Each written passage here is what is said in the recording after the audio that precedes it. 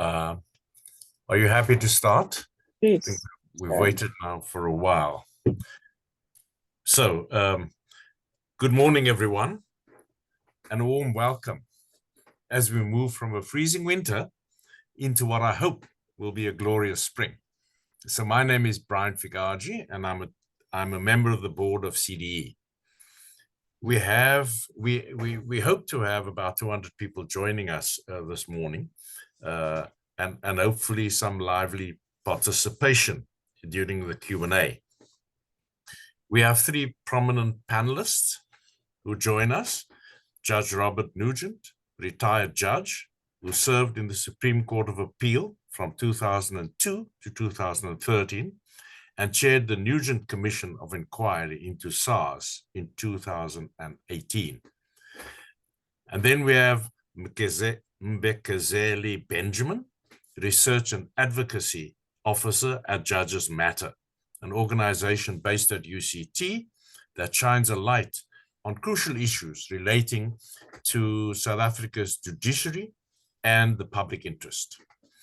And thirdly, we have Advocate Jeff Butlander, Senior Counsel, well known for his public interest litigation and human rights work, and a Director General in the Nelson Mandela government. The format this morning is I'm going to make a few comments, and then we're going to ask Ann to introduce the specific CDE paper.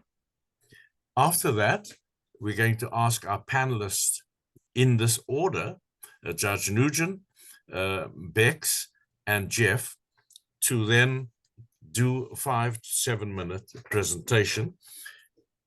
During that time, I'd like to ask you to note questions you may have in the chat. And we will then direct those questions to members of the panel at the end of their presentations. And finally, we'll ask Ann to then close the session at 11:30. If it gets very exciting, we'll run over a few minutes, but I'll confer with all of you when that happens. So welcome once again to all of you. For the past 8 months, CDE has been collaborating with experts, business leaders, former public servants, lawyers, and others across our society in an initiative called Agenda 2024, Priorities for South Africa's New Government. This project sets out to answer what is by far the most important question facing South Africa. What can our new government do to get the country back on track after 15 years of stagnation and decline? Big question. CDE makes the case for a policy agenda that is substantially different from what we have seen from the government. We have focused on 5 areas in which we identified catalytic actions to kickstart fundamental reform. Today, we are focusing on one of these areas, the rule of law. We have chosen 2 catalytic actions: how to appoint a strong judiciary, and in the forthcoming report is a report on strengthening the NPA. So this rule of law has 2 legs to it. And I'm going to ask Ann now whether she would introduce the paper that has led to today's panel discussion. Ann, over to you. Thank you. Thanks, the window. Thanks, Brian. I'm going to use some slides, so if you'll just give me a minute to start sharing.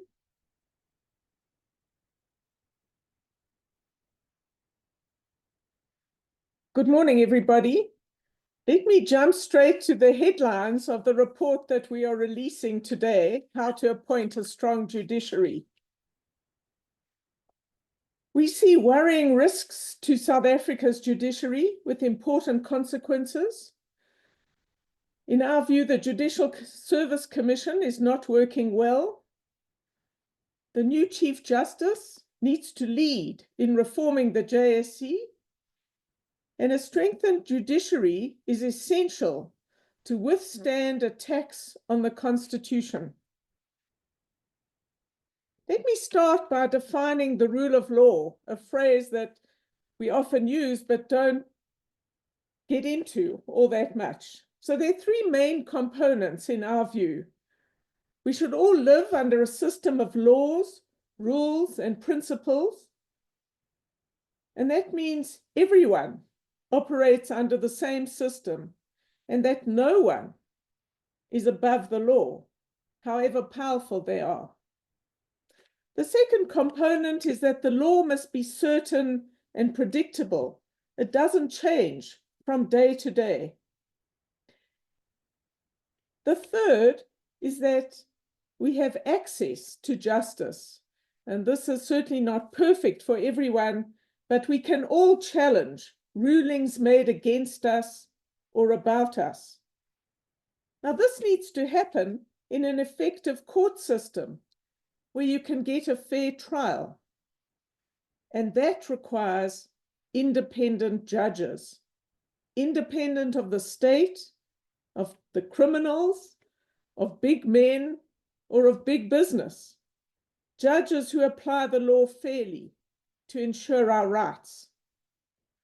It is this certainty about the law and its just application that is absolutely vital for everything South Africa wants to achieve: faster growth, greater inclusion, and much, much more development. Now, the strength of the judiciary is critical, and judges are the guardians of the Constitution and the rule of law, and they have a critical role in holding the executive and the legislature to account. The competence of our judges and their integrity is absolutely essential. A modern economy needs skilled judges. Our Constitution is a complex document. Our economy is sophisticated, involving contestation over complicated contracts, rights, and responsibilities, both locally and internationally. So learned and skilled judges are needed to make judgments on these complex rules and relationships. We're a country grappling with state capture, with industrial scale corruption, and we need judges of experience and considerable legal expertise. The criminals can use their ill-gotten gains to have large and smart legal teams. They often outgun public prosecutors with more limited resources. The judge's role, a skilled and excellent judge who needs to ensure the public interest is protected in these kinds of circumstances. Weak judges can be a threat to the rule of law. Now, in this context, the process of selecting judges is very important. The JSC appoints judges and it investigates complaints against judges for misconduct. Its composition is laid down in the Constitution. It's quite complicated, but essentially there are 3 to 4 members of the judiciary. There are 5 members representing advocates and attorneys' bodies and 1 legal academic. There's some 12 politicians and 4 people designated by the president. As you can see, judges who could fairly be assumed to have the most knowledge of what is required for judicial office are vastly outnumbered.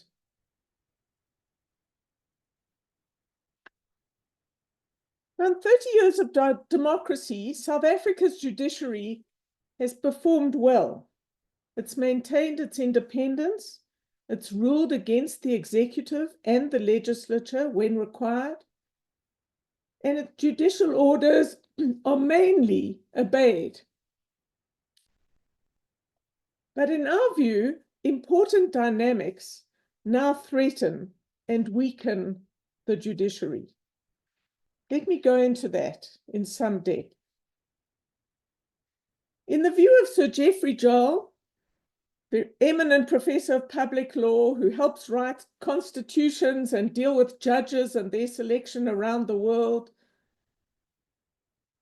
in South Africa, we have seen time and time again lawyers who would grace the highest courts in any democratic country have been rejected by the South African JSC.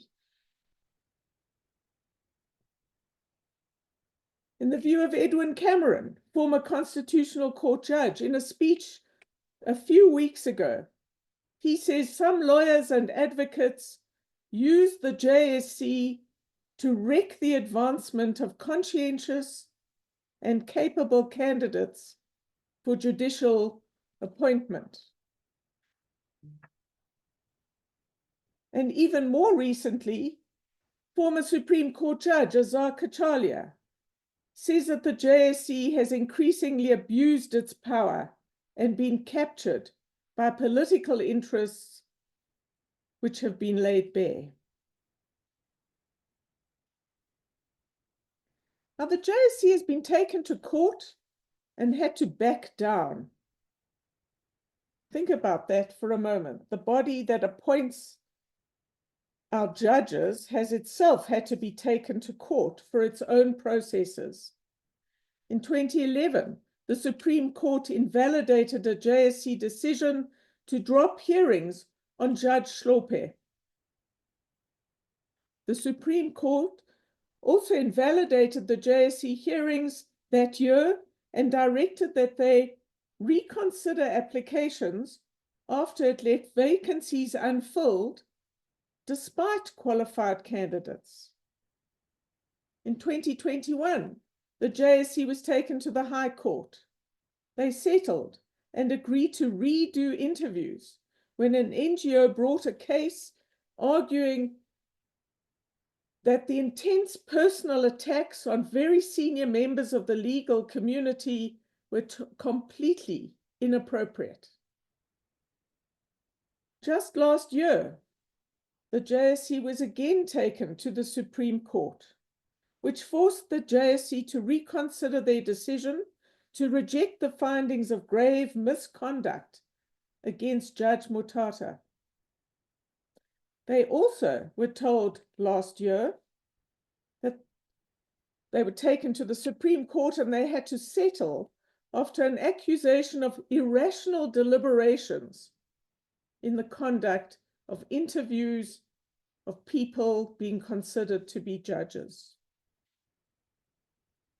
That this body has been reviewed and forced to concede its errors under compulsion of the courts undermines its legitimacy, and in our view is a demonstrable failure of judicial leadership in chairing the JSC. We think the JSC is being weakened, the judiciary is being weakened through a number of factors. These are the most important. We're seeing the declining attractiveness of even putting yourself up to be considered as a judge. The JSC has been forced to re-advertise vacancies in 2011, 2016, 2022, and in the latest call for nominations in May 2024. They have called for nominations again for October interviews, and yet again do not have enough people to recommend. You need to recommend 4 people to the president to be for 1 vacancy for a judge on the Court, for example. So what is happening is that potentially competent and excellent candidates simply do not wish to put their hats in the ring, or having done it once and been treated very badly, they are not prepared to do it again. In the view of freedom under law, the consequences of this is unending vacancies, and even worse, that the weakest and not the strongest jurists are appointed to the High Court. The JSC itself is clearly not working well. And we would argue that in the last few years, we've seen leadership failure at critical times. The immediate outgoing Chief Justice has served the country and the judiciary in many admirable ways, but his chairmanship of the JSC has not been what it should be. So we're seeing fewer applications, and the quality of judicial appointments, according to many observers and according to many other indicators, has declined. What are the consequences of this? Well, as I've said, some of the best legal minds in the country retreat from public service in favor of lucrative private practices. The courts are overburdened. We've heard this from the Chief Justice. We've heard it from the Gauteng Court and its leadership. So the courts are overburdened and attract few candidates of excellence for permanent employment. And then business is increasingly and frequently avoiding the courts where it can in favor of private arbitration. We don't think it's possible to have a thriving legal system predicated upon private excellence and public mediocrity or worse.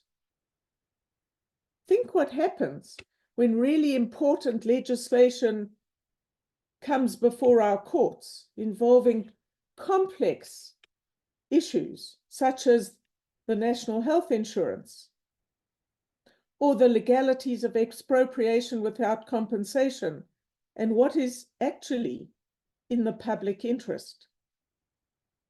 Over time, all of this degrades the quality and legitimacy of the judiciary. So in South Africa today,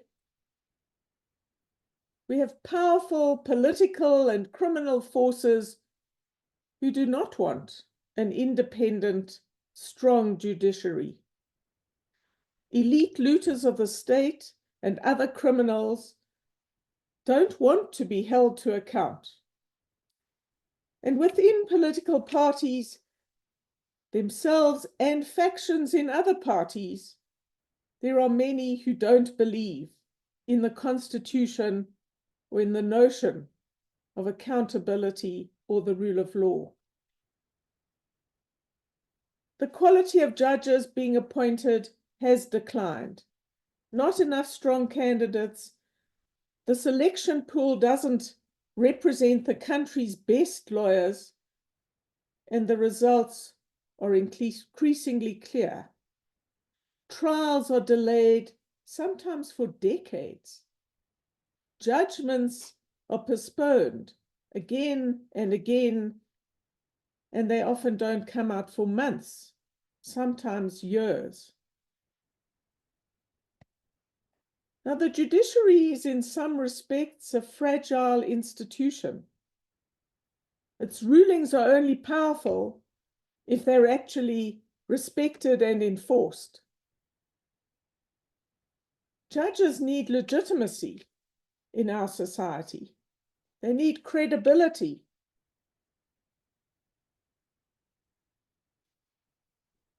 In contestation over JSC interviews and repeated re-interviewing and appalling scenes of how very senior people in the legal fraternity are treated is not helpful in strengthening our judiciary. We should not take this pillar of our democracy for granted, and complacency would be dangerous in this area. So in this context, CDE is putting forward 7 recommendations to strengthen both the JSC and the judiciary. Our first recommendation concerns the role and seriousness of the bodies who choose members of the JSC. After all, the JSC is not just any old committee, but it is the body that selects the judiciary, the third branch of our government. So we're advocating that the bodies that nominate JSC commissioners must do so in the best interests of the country and not for any other political or sectional interests. And that these bodies should be held accountable for the suitability of the choices they make, as should the professional legal bodies who also nominate JSC members. Our second recommendation is that the JSC itself must evaluate candidates for judicial appointment on objective grounds. These are not hard to define.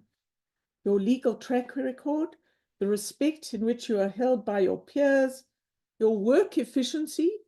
Do you actually deliver judgments or work? And the quality of your legal judgment. Now, the JSC in 2023 adopted criteria for the selection of judges. That's good, but these must be applied fairly and consistently. And we think a code of conduct for JSC activities and interviews and deliberations should be considered.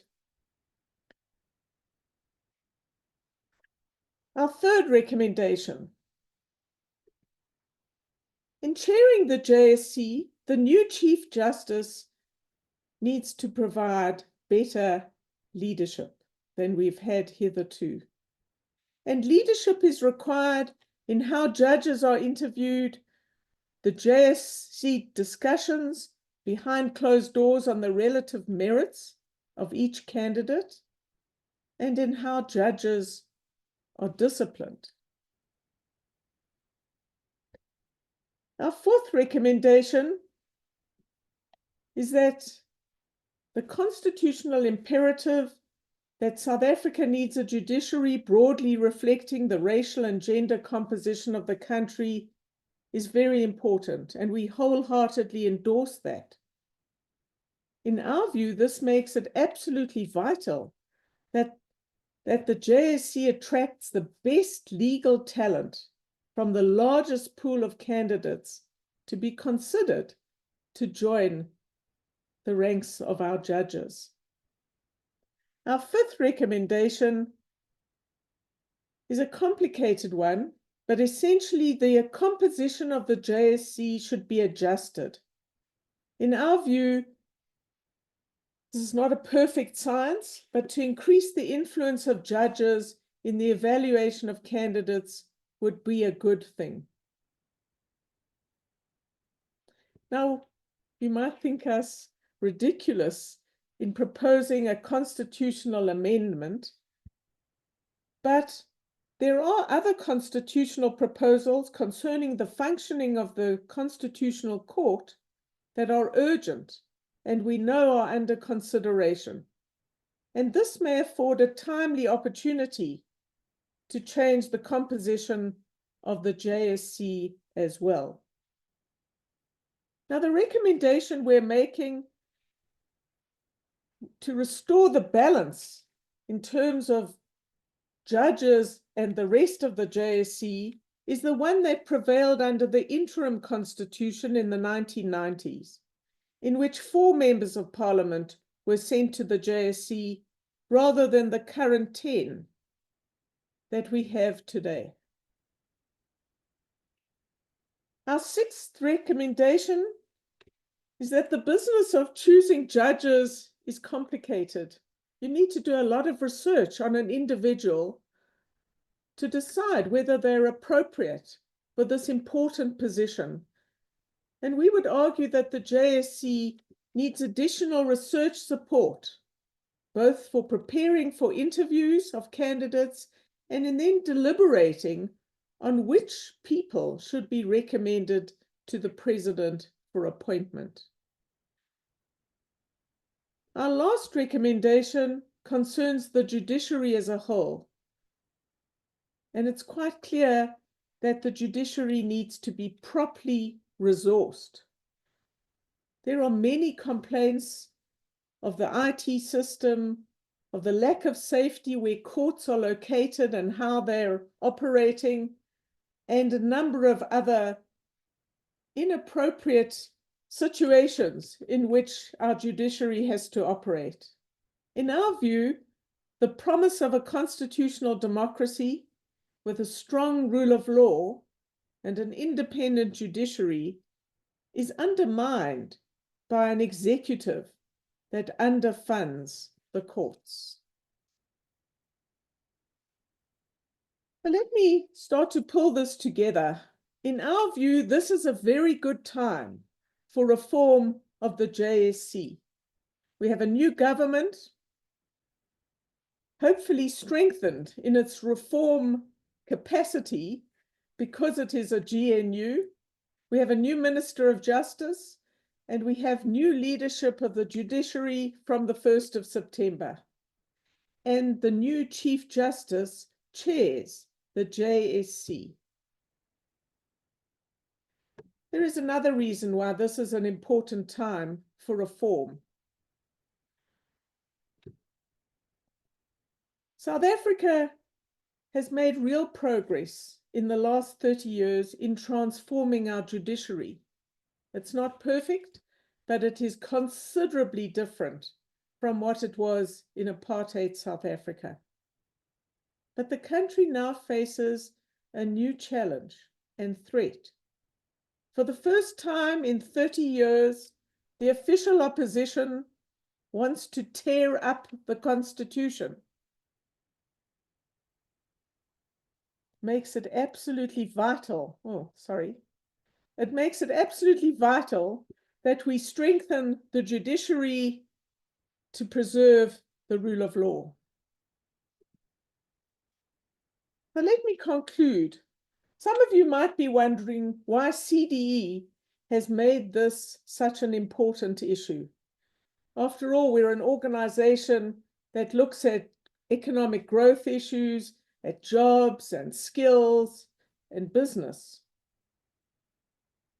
Up till now, concern about the JSC and the judiciary has mainly been confined to the legal profession and legal NGOs. We think this is a mistake. It matters for everybody. This should be one of the immediate priorities of the new government. It affects everything that we want to achieve for all of South Africa's people. This should also be one of the priorities for organized business and business leaders in their working partnership and in their discussions with the president and the cabinet. Many of us talking overseas about South Africa and its special advantages as a developing country have relied on the judiciary. And we have said that one of our distinguishing characteristics compared to many other developing countries is the quality and independence of our judiciary. We need to acknowledge the threats now and to act quickly. So CDE is arguing that the threats to the quality and efficacy of our judiciary are a national concern. And maintaining an excellent judiciary comprised of the very best of our legal talent and if an effective, efficient court system matters a great deal for our future prosperity. Thank you. Thank you very much, Anne, for that introduction.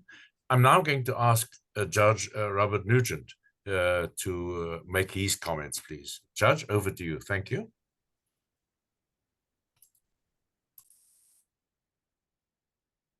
Thank you very much, Brian.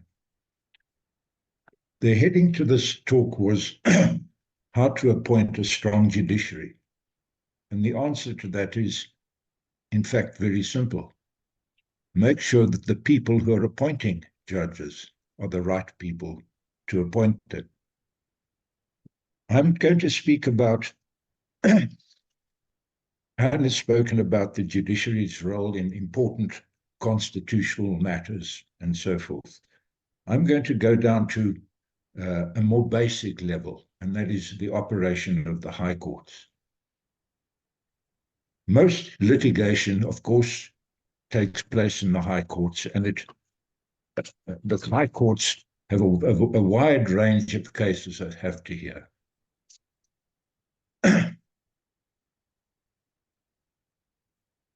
We have, Anne has mentioned some of the notorious cases in which competent people have not been appointed. My colleague on this panel, Jeff Budlander, is, I hope he doesn't mind me saying, one of them. I think he made himself available for appointment 5 times, and he wasn't appointed. There can be no explanation whatsoever on any rational ground why that decision, why he was not appointed. There are also many tales of those who sought appointment being insulted, humiliated, and quite rightly, many will not apply as a result. Recently, Freedom Under Law undertook a very detailed research project on the history of the JSC from 2009 to 2020. It is worth reading that research report. It's a very sobering report to read of the failures that have taken place over those years.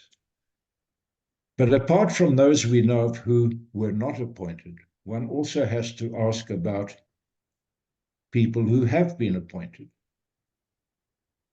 which is not the subject of that report, that research, and it ought to be a subject of research.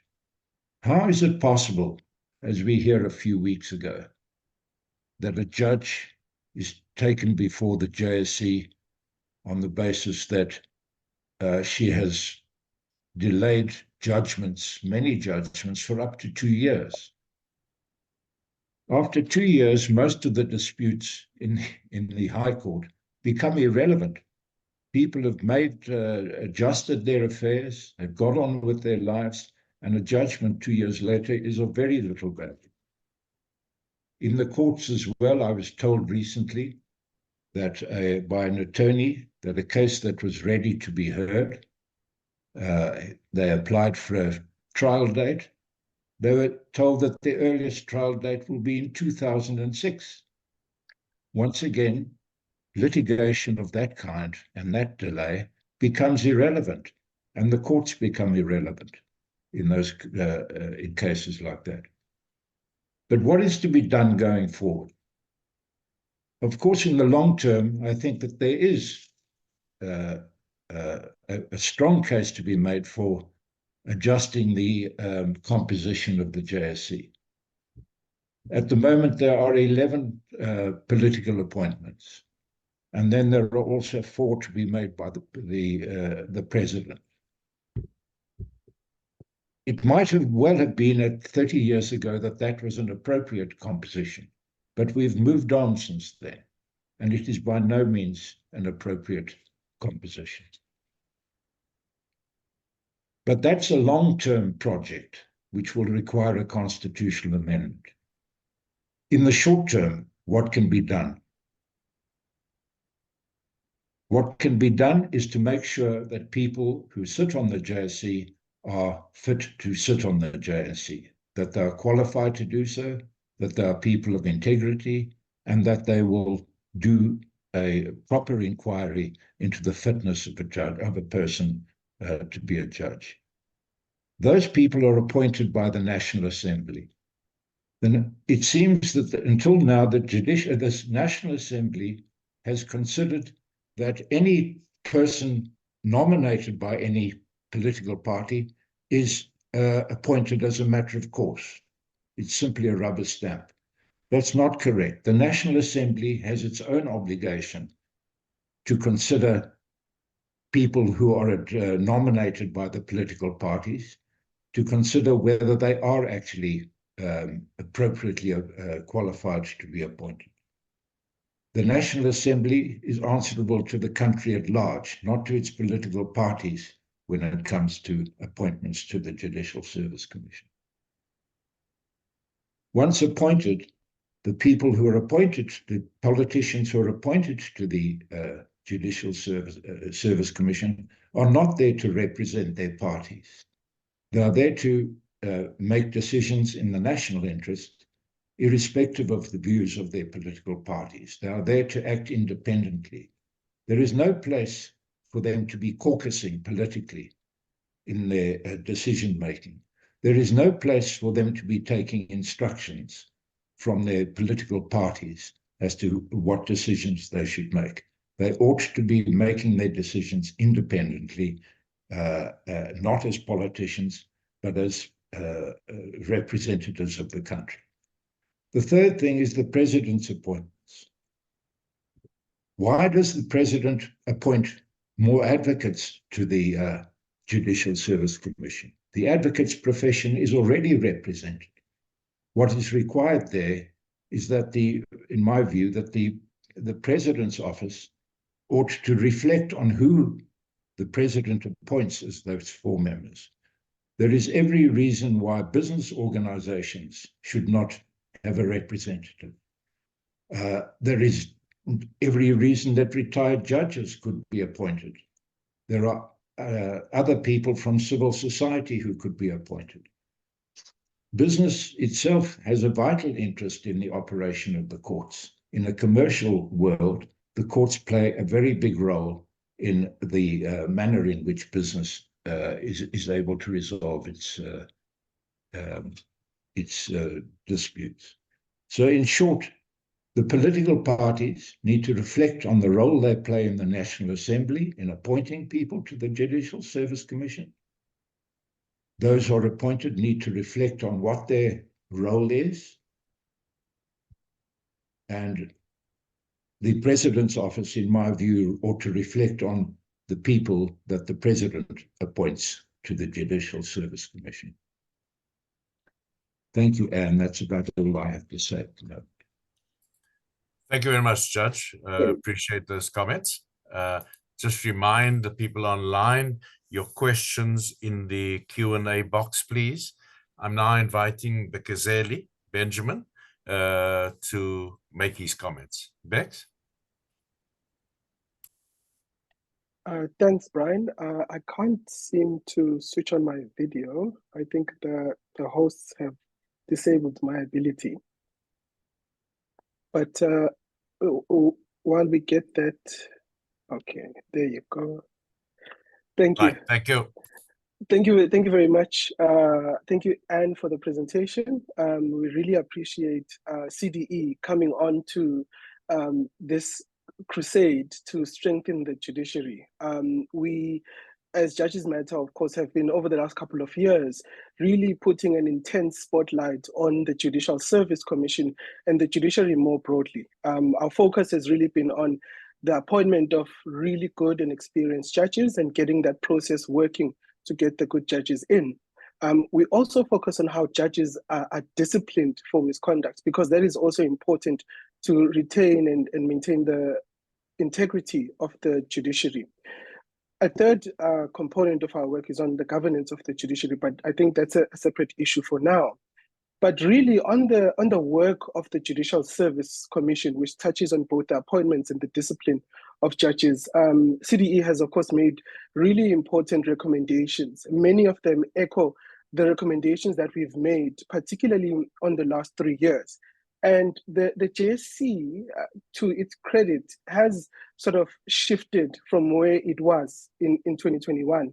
You made mention of the CASAC case, where the JSC was made to rerun the interviews for the Constitutional Court because of how badly that round was. And part of why that round in April 2021 was so bad was because of a failure of leadership by Justice Mogoeng at the time, who really used himself, the JSC, for purposes that it was never meant to be put to. And so, which is why when Justice Zondo came in, it was really important for him to show leadership. And to his credit, he did show some leadership in that regard. One of his first acts, actually, before the October 2021 JSC sitting, was to call the JSC commissioners to a workshop that happened on the weekend before the interview started. And one of the things that was threshed out during that workshop is how the commissioners behave and how they should behave themselves. And we did see a slight improvement after that initial workshop. But what we as Judges Matter have been calling for is that it shouldn't really depend on the whims of the people who show up on a particular day at the JSC. What should really happen is that the JSC, as a constitutional body, should have proper systems, rules, procedures in place. And which is why for the last 3 years, we've been advocating for the JSC to have written criteria, which will guide how it conducts these interviews and how it selects the judges. Secondly, the JSC should have a code of conduct for its commissioners, which will not only regulate who comes into the JSC and give guidance on the bodies that constitute the JSC, but that code of conduct should set the standards for how someone should behave as a commissioner on the JSC. And if they don't meet those standards, there should be an enforcement mechanism in the form of a power of recall. So the JSC should be able to write to Parliament or the National Assembly to say that your member has not behaved according to the standards we've set out, and you should recall this person. This person is not suitable to serve on the JSC. And the JSC, to its credit, it has adopted that written criteria. That criteria speaks quite extensively about the qualities needed which for someone to be a judge. Those qualities include legal experience, so technical knowledge of the law, experience in practice of the courts, work ethic, a high work ethic, a high and demonstrated commitment to integrity and ethics, and many more. But those criteria are not self-executing, of course. And what we are now calling for is that those criteria should be enforced consistently in all the interviews, but even before, because one of the things that we've noticed is that the JSC doesn't really perform its appointment function in the way that you would perform that function, for example, when you're any other recruitment process. I'm sure the HR managers on this call would know that when you're recruiting for people, firstly, you look at the skills in the organization and you try to identify gaps in the skills and try to match whoever you're recruiting to the skills. And that is something that the JSC is not doing. And that is something that we have, as Judges Matter, have been advocating that the JSC should start playing a strategic HR function.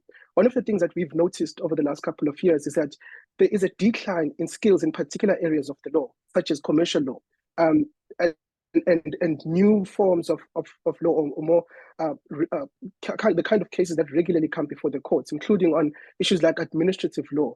We've also seen a lot of senior judges retire, and there hasn't been a really close attention on making sure that the people you recruit will not only sort of boost the skills of the courts, but will also replace some of the experience that is lost through attrition. So what we are calling for is the JSC to play a more strategic HR function, to be thoughtful about whom it appoints and make sure that the person that it appoints, regardless of the background that that person comes from, but they should be able to add to a particular skill set at a particular court. It is really crazy, or it's really unfathomable that in Durban, there are no skilled shipping law practitioners on that bench, because it makes sense for there to be that, and the JSC should be playing that role. So we really support the CDE's recommendation that there should be more leadership from the Chief Justice and for the heads of court. And of course, judges should play a greater role in deciding the course of the appointment functions of the JSC. The one problem with the sort of discussion around the composition of the JSC, which is of course a welcome debate, but the judiciary still needs to retain legitimacy, democratic legitimacy. So it is unlikely to pass, and maybe it might someday, but it's unlikely to pass for politicians to vote themselves out of power on the JSC. So what we really, or let me not say even politicians, I should say members of parliament, because members of parliament have a specific number on the JSC. And the reason why we move away from politicians is because we've seen politicians who are not members of parliament playing and using the JSC for their own political ends, whether it's settling professional scores or politics of the legal profession or any other politics that are there. So what really we should do, and what I echo Judge Nugent saying, is that we should have the kind of JSC commissioners who have a deep commitment to our constitutional project, who have a deep commitment to strengthening the judiciary and making sure that it functions. And the way that we achieve that, in our view as Judges Matter, that there should be really standards that are set, and those standards should come in the form of a code of conduct. This is actually something that I think is relevant to litigation that is coming up later this week, where the Speaker of the National Assembly says that there are no guiding principles or standards for them to select members of the JSC. And so they as the National Assembly, accept whatever the parties give them, which is of course unacceptable. And we agree, Judge Nugent, that it shouldn't be acceptable for Parliament to simply say we can't do anything. The parties select whomever. What we are saying is that there should be something written, and that is sourced from the constitutional obligation of the National Assembly to protect the independence and effectiveness of the judiciary. So in sum, there is work to be done in reforming the JSC and of course resourcing it. One of the problems with the JSC is that it operates very much like an ad hoc committee. It's a constitutional commission that probably has the smallest paper trail, smallest resources, very few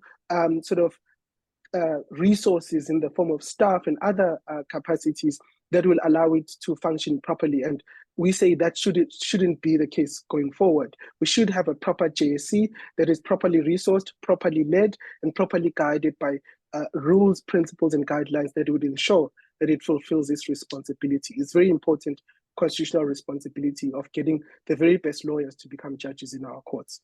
So I'll end there for now. Thank you very much, Bex. Thank you very much for that input indeed. And now we will shift to Advocate Jeff Budlander. Jeff, over to you. Thank you.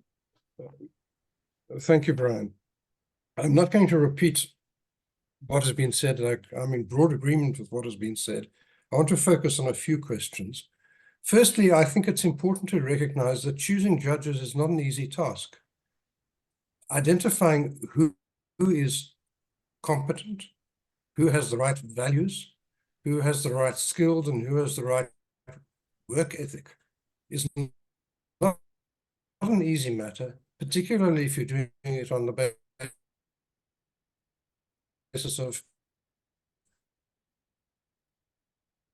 half an hour or an hour interview. And I don't want to get involved in the debate about political influence in the selection of judges, but a great deal of what has gone wrong has been the consequence of the JSC simply not having the experience, skills, and competence to work out who will be able to do a good job and who won't be able to do a good job.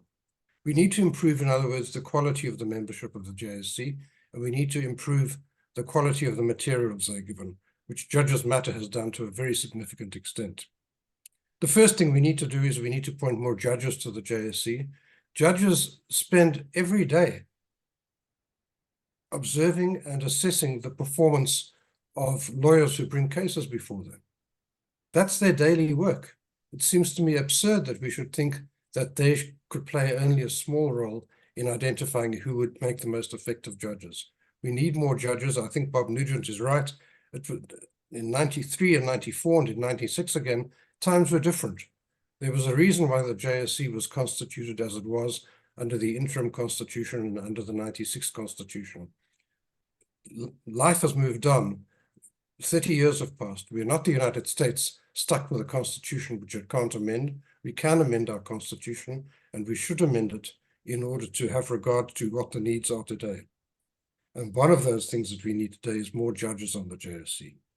Secondly, we need to put pressure on the bodies which nominate members of the JSC to ensure that they do their job properly in making those nominations. That means the professional body, it means the president, it means the National Assembly, and it means the NCOP. Appointing members of the JSC is not a matter of one for my faction and one for yours, one for me and one for you and three for the other person. It's a very, very serious task, and we need to look for ways in which we can discipline and structure the process of the appointment of the members of the JSC. Because if you have a weak JSC, you're going to have a weak judiciary. It's as sure as night follows day. That then raises a third question, which is the role of the chairperson of the JSC, which Anne has spoken about. And I'm afraid that's where we've fallen very far short in many instances over the past 30 years. It has become a job, the job of the chair of the JSC has become a job of just directing the traffic, acting as a chairperson. Whose turn is it to speak next? It's a much more fundamental thing than that. It's the job of the chairperson to lead. It's the job of the lead chairperson to ensure that a properly focused and properly disciplined interview takes place. It's the job of the chairperson to prevent irrelevant and improper questions being asked, to prevent candidates being ambushed. And it's also the job of the chairperson to ensure that the candidates are treated with dignity and respect. They don't have to, it's not a matter of showing deference to them. They're all asking for a job, they're applying for a job. They should be willing to stand up to firm and robust questioning. But insults, political insults and grandstanding directed at candidates who are unable to answer for themselves because they are candidates really ought not to be tolerated. And we've had too much of that. The JSC has been abused over and over again for political grandstanding purposes, and the chairpersons simply haven't done their job effectively. It's the job of the Chief Justice, and it's a difficult job. Justice Meyer says this is a difficult job. It's an extremely difficult job being the Chief Justice, and I think one of the more difficult things she has to do is not so much preside at sittings of the Constitutional Court.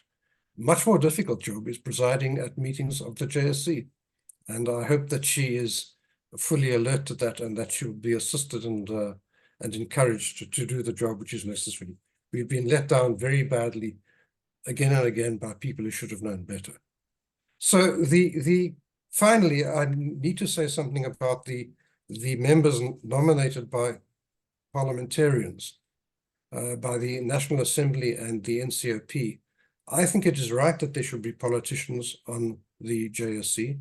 After all, judges exercise enormous power under our constitution. They have the power to strike down laws passed by those elected by the population. They are not directly accountable for their work, and it's right that people who have that accountability should play a role in deciding who is to sit as a judge. But two things I'd say in that regard. Firstly, the number is now out of all proportion. It's disproportionately serving politicians. And secondly, we have to recognize that the nature of our politicians has changed. It's very difficult for a layperson who has no experience of a knowledge of the legal system to walk into a room and judge candidates for appointment to judicial office. How are they supposed to do that? Where are they supposed to get the skills and the knowledge and experience in order to do that? And I think that's another reason why the weighting of the politicians should be reduced, because, to be absolutely blunt, and it's time to be blunt, some of them simply don't have what it takes. They don't have the experience or the knowledge to undertake this task. If one looks back at another time, there was a time when there were lots of lawyers in Parliament. That may have been a good thing or it may have been a bad thing. But having lawyers available to play a role in selecting judges would be an advantage. There are now very few lawyers who are members of parliament. The members of the JSC who come from parliament, for the most part, in my limited experience, often don't have practical knowledge and experience of how the courts work and what is required of judges and how judges do their job and how judges shouldn't do their job. And it's reducing the number of politicians is not a matter of saying that politicians don't have an important role. They do have an important role, but let's get it into proportion and let's have people on the JSC who are actually qualified. First requirement, they must be qualified and competent to do the job which they're appointed to do. Secondly, they must do it with integrity and honesty and decency. But if they don't even have the competence, we're going to be in trouble in any event. Thank you, thank you, Brian. Those are my comments. Thank you very much. Thank you very much, Jeff. I'd like us now to move to the questions. I see there are a few questions in the chat box. And I'd like to refer Richard Baird's question to Bex. He asks, who holds judges to account when they lie under oath? Well, lying under oath is one of the gravest forms of misconduct that a judge can do. And it is just unconscionable to have a judge who would lie under any circumstances, certainly under oath. But the JSC has that disciplining function. There is a code of conduct or code of judicial conduct that sets out the ethical standards for judges. And that code is enforced by the JSC, and a subcommittee of the JSC called the Judicial Conduct Committee is the one that is responsible for receiving misconduct complaints. There are, of course, problems with that Judicial Conduct Committee in the sense that it is made up almost exclusively of sitting judges. So judges who have a day job in court, and then they usually do the JCC work after hours, which is not ideal, and which is why it takes so long for some of those cases to be resolved. What the Chief Justice Zondo has proposed is an amendment to the JSC Act to allow more retired judges to be members of the Judicial Conduct Committee, and hopefully they will speed up the adjudication of complaints of misconduct. May I just elaborate on that for Richard's in Richard's case? I think who brings the complaint? So the complaint can be brought by anyone. We have seen complainants in the form of individuals. The judges, president of different courts have been complainant. Most frequently has been Judge Mlambo. We've seen organizations file complaints. There are currently several organizations that have filed complaints against judges. One recent one is called Unite Behind. So it can be anyone who can bring the complaint as a complainant against a judge. But that also has its own problems in that you sometimes need to be resourced. You need lawyers to sometimes help you with prosecuting the complaints against judges. And that is a weakness in the system. But the law allows everyone to bring a complaint of judicial misconduct against a judge. Okay, thank you very much. Paul Hoffman and Mandisa asked about the composition of the JSC, and I think that the panelists have elaborated on that, and Anne has set out what the proposal in the document is about that. So there is certainly a focus on asking questions around the composition of the JSC.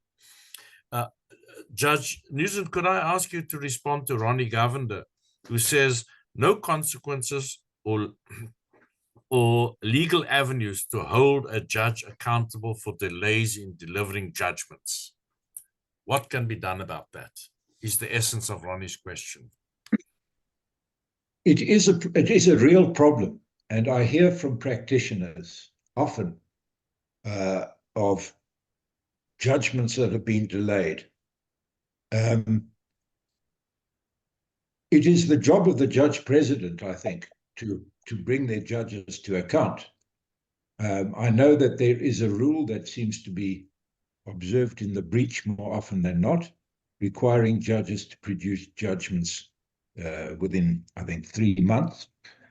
But at the end of the day, the real problem is the judges who have been appointed. If a judge has been appointed, you know, there is a book written by a leading London barrister called Judges, and in the introduction, he says, judges are called upon to do what most of us in our ordinary lives try and avoid doing, and that is make decisions. It is the most fundamental thing for a judge to be able to do, is to make decisions. Why are decisions not made? They are very often not made, in my view, because the judge is not able to come to grips with the case, and so it goes on to the back burner forever. How do you hold them to account? There are procedures through the Judicial Service Commission. They should be taken more seriously. Recently, even the judge president of a court complained to the Judicial Service Commission about a judge who was not giving judgments. So there are disciplinary proceedings that can be brought. But the trouble is that once the judge is appointed, that's an appointment for life. And it just reinforces what has been said over and over here today, and that is, the failure lies in the failure of the JSC to properly consider what is required for the appointment of a judge. Thanks very much. Jürgen Dahl asks, what qualifications do you need for appointment as a commissioner? Can you respond to that, Jeff?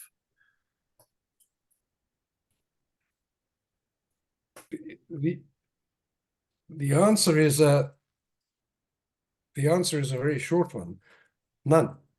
At a legal level, you are appointed, you are nominated. The president may appoint 4 people whom he thinks suitable. etc., etc. So the members of parliament appoint people who are members of parliament. There is the practitioners approve people who are practitioners, but there is no process or criteria for the selection of JSC members. And at one level, that's understandable. We can't have a process of a JSC type body selecting who will be on the JSC. Soon, somewhere or other, you have to put your faith in the bodies which are making the appointments. The problem, I think, is not so much qualifications. It's that the bodies which make the nominations don't seem to give sufficient thought to how serious what they're doing is and to who the suitable people are. The president nominates 4, they're usually practicing advocates. Not always, but usually. That doesn't have to be the case. Retired judges indeed could be appointed from that list.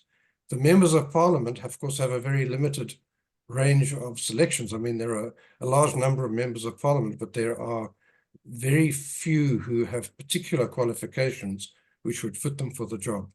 And that's one of the difficulties which I have.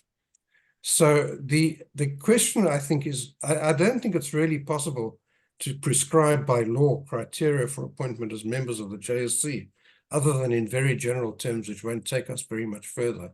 The question is whether the bodies which are making the appointments take the job seriously enough and really think about what they're doing, rather than either, well, this is who a political party nominated, so that's the person we put up, or one for my organization and one for your organization and one for the other organization, which is how the legal profession tends to work. There needs to be more rigorous thought about what the criteria are and to take it much more seriously than a purely nominating function. Thank you very much. Judge, the question from Peter Sullivan says nearly half of the cases in our clerk courts are road accident fund cases. Any guidance how you could unblock this? Well, that is a huge problem, and I'll tell you, you unblock it by having a proper road accident fund and administrators of the road accident fund. People who are dealing with these cases in the road accident fund are simply not evaluating cases properly and dealing with them promptly. They have apparently cash flow difficulties there. Well, I've had recent case in which I was peripherally involved, in which a judgment was given that a certain amount of money had to be paid to this person, but only in 6 months' time. Courts don't have the power to grant credit to people. I know that in Gauteng they have got a special court that tries to deal with road accident matters, but it's overwhelmed as well. The problem lies with the road accident fund, and I don't think that one can expect the judiciary to overcome that problem. Thank you very much. Okay. Bex, maybe you can tackle Robert Whitfield's question. How can elected politicians and lawmakers be subject to the law for which they or their predecessors are responsible? And it seems to me this is a political question where you've got to go to the polls to vote, but maybe you have a view on it. No, you are spot on. It does seem to be a political question, but I think in relation to the Judicial Service Commission and why we have elected politicians or lawmakers being part of the JSC is what Jeff spoke about earlier, is that the members of parliament, they sit on the JSC not as representatives of political parties. They sit there as public representatives. They are supposed to represent the interests of ordinary South Africans and their experience of judges and the judiciary, and they're supposed to voice those experiences. Funnily enough, we have had commissioners on the JSC before who have not been trained lawyers themselves, but who've been effective at raising more social concerns about the judiciary and the appointment of judges. One example that quickly comes to mind is current Speaker Didiza, who used to frequently interrogate candidates on their understanding of the Constitution and the law as it applies from a gender lens, for example, and how their thinking or their philosophy is affected, or their judicial philosophy is affected when it comes to gender-related issues. Another recent example is another former speaker, Nosivia Mapisa Ngakula. There was quite an avowedly homophobic judge who had written a homophobic book, and he was running for judge president. And it was Mapisa Ngakula's intervention that actually blocked his appointment, because she said, I'm not comfortable with appointing a judge who has written such an homophobic text. I'm not comfortable with putting you in a leadership position in the judiciary, knowing that there are people who use the courts who might have a very negative experience thanks to your views and what your understanding of the role of the Constitution and law is. And so I'm not comfortable with that. And in fact, she made the case quite clearly that it's actually not even aligned with the values of the Constitution. And so those kinds of issues do sometimes come up thanks to some of the work of the politicians. But of course, a lot of them are destructive. And here, the politicians are not only the members of parliament, like I said. Some legal professionals have used the JSC to fight political battles from the legal profession, of course, and they've really scuppered the chances of really good candidates simply because of issues that related to politics in the legal profession. So to say that members of parliament are the only source of the problem is to misdiagnose the problem, and there is a role for lawmakers or members of parliament to sit on the JSC. What we do need, and which is what Ann and the CDE are recommending, that we really need more thoughtfulness in who we select as members of the JSC. Thanks, Bex. Alison Tilley asks a question about what measures can we take to deal with the intense shortage of judges. Now, I know the one is financial and the others probably have wrapped up in some of the comments, but perhaps I could ask our panelists each to just very briefly comment on this question. What can practically be done to address the shortage of judges. I want to add one other thing, one part to that question, which is there is a sense in civil society that judges don't work hard enough, and by that they judge the hours that they actually sit on the bench. And so is that the cause of the shortage, or is that normal and that we just have too few bodies? Can we start with you, Jeff, and then we'll work our way up to Bex and then to Judge? Thank you. Thank you. Can I just respond briefly to what Mbeka's earlier said? I think it's an important point he's made, and I hope I haven't been misunderstood to be suggesting that only lawyers are competent to sit on the JSC. That's certainly not the case. People who are not lawyers are able to, it's because appointment as a judge is not merely a matter of technical skill.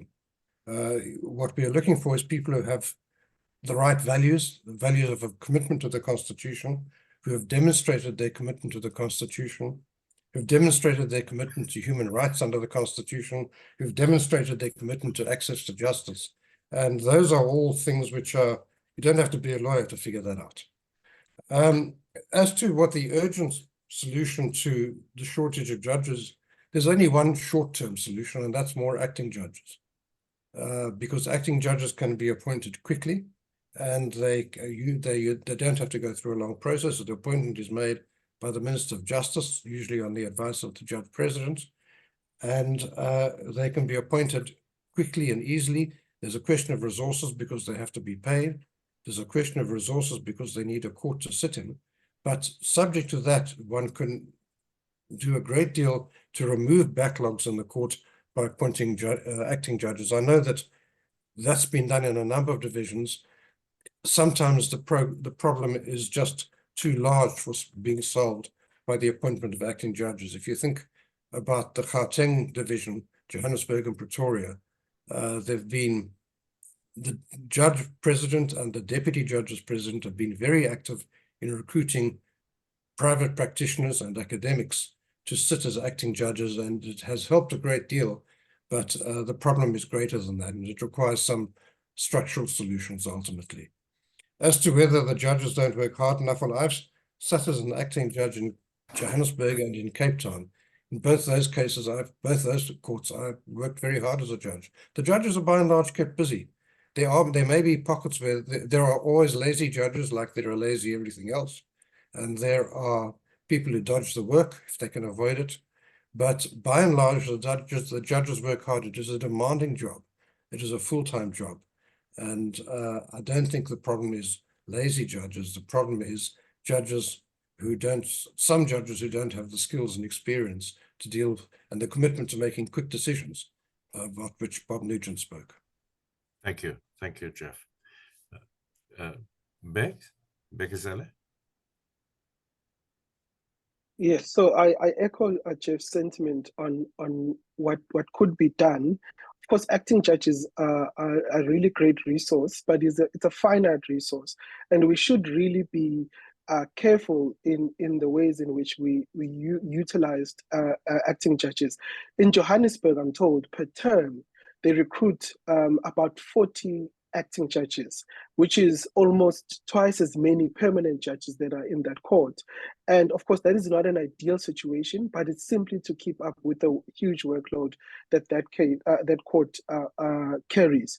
One of the solutions that Judge Nugent spoke about earlier is the RAF. The RAF is a big cause of the headache that we have in our courts. Of course, we have too few judges, but some of those structural issues, like the RAF, a lot of those cases are really literally settled on the steps of the court, which obviously wastes precious judicial time.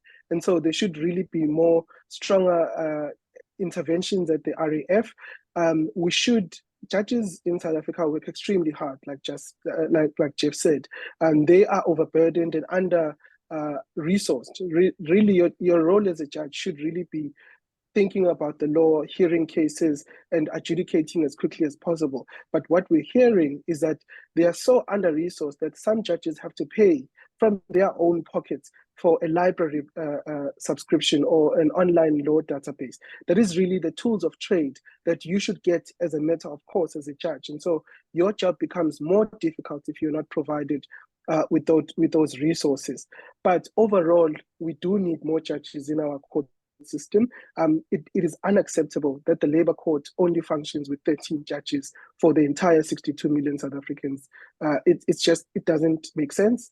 We have not increased the number of judges for the last 15 years. And again, that is something that the government should not be let off the hook. I see a lot of people are saying we should take things to private arbitration. And I like Ann's emphasis that it's not ideal to have a legal system that relies on private arbitration. Not only does it impoverish the law, particularly commercial law, but it also denies the certainty that comes with the rule of law, because and the access to justice, of course, because only those who can pay will ultimately have access to justice. And that is, again, not an ideal situation, even though there is a role for arbitration and mediation. But overall, we do need a properly resourced judiciary. Thanks, Abek. And Judge, as you comment, Judge, there's a question also for you. Could you also just provide the book, the title and author for the British barrister that you refer to? Somebody asked that in the chat box. Over to you, Judge Newton. Let me just pour a little bit of cold water on what has been said. And that is, I'm hesitant at saying, well, appoint acting judges to decide cases. There are too many acting judges, frankly. Judges should be there with the certainty that that is the course they've chosen. I don't think it's a good thing for practitioners or academics to be brought in, particularly practitioners, for a few weeks and then go back to practice. It is a stopgap and a very important one, and it will be used. But the problem lies again in there's a reaction that suggests that, well, if there's a problem in the courts, if they're not getting judgments out, they're not hearing cases, that it means there are not enough judges. I think some research ought to be done before one simply says we need more judges. Undoubtedly, we do need some more judges, but I suspect that a lot of the problem is that there are too many judges who are not able to grapple with the issues quickly and resolve them quickly. For the most part in the High Court, one's not dealing with new principles of law. There are certain basic rules of law that an experienced practitioner will know. They will be instinctive, and he or she will be able to decide cases without having to go to libraries and get law books and so forth. The trouble is that there are, and I've seen some of the heard some of the interviews in the JSC of people being nominated for judicial office who don't know those basic rules and have to go, in every case, to go to the library to look it up. It shouldn't be that way. So the immediate problem, although appointing acting judges is a stopgap, the immediate problem is that the JSC must start appointing people with sufficient experience who can deal with cases quickly. Now, I've got to the age where one is allowed to say in the old days, but let me say in the old days, when I was a practitioner, cases could be set down in court on a Thursday for the following Tuesday, and most of them would have been finalized within a week or two after that. Why is that not happening? It was happening then because people who appointed as judges they'd seen the same cases come to them over and over again with perhaps different facts, but they knew the basics of the law. They could decide these things quickly. It was second nature to them as to the legal principles to be applied. So I would suggest that it would be very nice if Freedom Under Law would now also do a research project on what is happening to cases. Why are they being delayed? Are there judges who simply aren't able to make the decisions? And if there are, those judges should be put into the court that deals with RAF cases, for example. But the immediate thing is for the JSE to start appointing judges who have people who have sufficient experience to be able to deal with cases quickly. Thanks, Judge. And the book reference, please.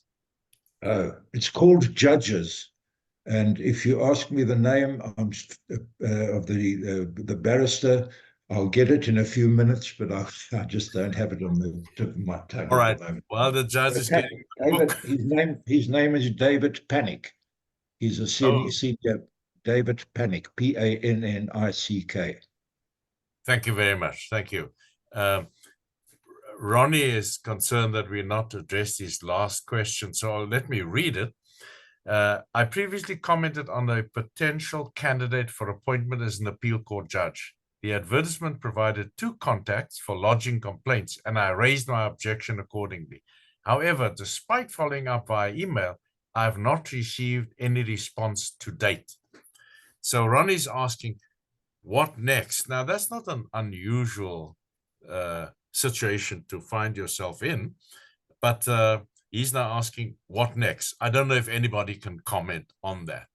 May I just ask, to whom were these emails directed? He says the advertisement provided 2 contacts for lodging complaints, and he used those in the advert. And who were those contacts? No, that's not specified. But he just says he sent the email and he has not received any response to date. So he doesn't know whether, how does he follow up? Well, I suggest that if there is an objection to a candidate for appointment, it ought to be directed to the JSE, and the JSE ought then to take account of the reasons why the complainant thinks that the person ought not to be appointed. I'm not sure I can jump in just to add. Yes, usually the emails that are put in the advertisement are for the secretariat of the JSC, and when you submit a comment or an objection, it is put before the objections committee of the JSC, who considers the objection and allows the candidate to respond to the objection, and then depending on the response, it is then taken up at the interview. Sometimes if the JSC is satisfied with whatever response has been given, or if the objection probably or might relate to a complaint against a particular candidate, usually the objector is told to either file a complaint, a formal complaint on affidavit, or explore an alternative method if it relates to a legal practitioner, for example. So usually you don't get a response from the JSC once you submit an objection, which probably is wrong. You should get an acknowledgement, but usually all the objections that are filed are put before the JSC, and sometimes they are raised in the interview. Often they are raised in the interview, but depending on the nature of the objection and what it relates to. So there is I think the sifting committee is chaired by Advocate Ngwaitobi SC, and they determine the progress of the objections that are filed against candidates. Have you people always got satisfactory response? Have you known that your matter that you've raised or objected to has been dealt with or is being dealt with without getting any written response? So usually the objection would be put to the candidate. I would estimate upwards of 80% of all objections that are submitted are put to the candidate for a response. And then the objection and the response is then put to the candidate in the public interview.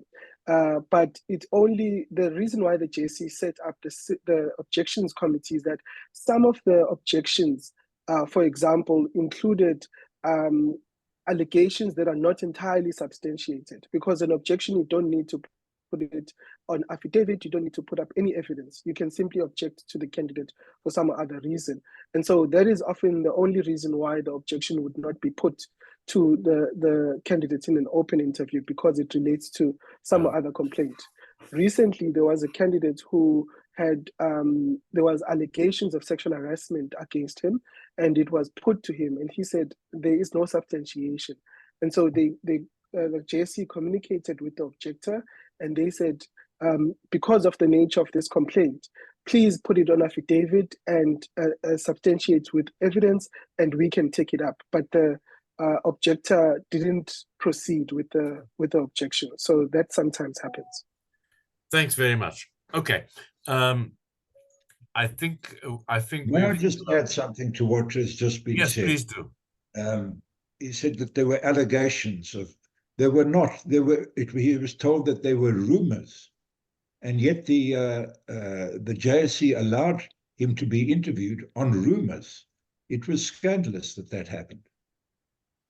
Yeah, yes. I think that Judge Nugent is speaking about Judge Mlambo. So after Judge Mlambo's incident in 2022, that's when the JSC set up the objections committee, because they realized that it was really scandalous for a candidate to have rumors put to them. So now commissioners are not allowed to put those rumors to a candidate. You're allowed now, you're required now to go through a formal process where the objection is substantiated before it is even put to the candidate, and the candidate is given an opportunity to provide a written response before the public interview.